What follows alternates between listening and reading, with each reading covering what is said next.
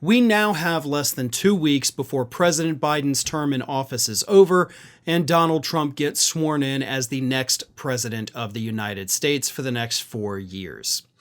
And knowing that his time is short, knowing that he's got to do everything he can in these last 2 weeks, President Biden has actually spent the last few days doing some pretty remarkable things that are good for the United States and will actually help to safeguard the public against Donald Trump and the Republicans that are now in charge of everything. The first measure, which he signed into law this past Sunday, was to increase Social Security payments for public service workers. Police officers, firefighters, teachers, if you work in a public sector job and you're on Social Security, your payments, starting now, are going to increase. But here's the best part about this legislation that affects, by the way, 3 million people currently receiving Social Security. You're not just going to see your payments increase starting right now, because this legislation goes back a full year. So that increase, you're going to get a year's worth of back pay on this next Social Security payment or perhaps the next one. So you're not just getting more money now, you're getting more money from last year as well. This is a huge benefit to these individuals, most of whom are completely reliant upon those Social Security payments. Because here's the thing, public sector workers actually a couple years ago had their Social Security payments reduced. Like just that specific group of people. And that was due to several different pieces of legislation that had expired.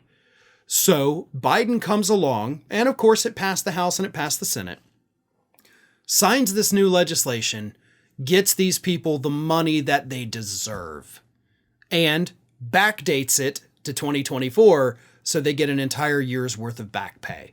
That is a huge, huge step forward, especially in the face of Republicans telling us that they want to cut Social Security.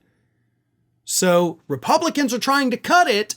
Biden just increased it. Not for everybody, but an increase is an increase. So contrast the two parties that way. One party wants to kill it. One party just increased the payments. So who's looking out for you? That's the question everybody needs to be asking themselves.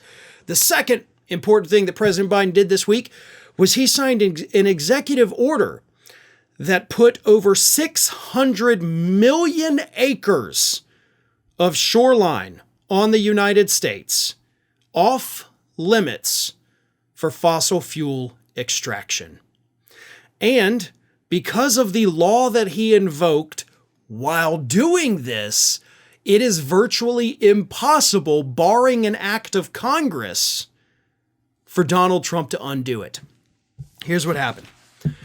This action invoked the 1953 Outer Continental Shelf Lands Act, a law that gives presidents broad authority to withdraw federal waters from future oil and gas leasing and development.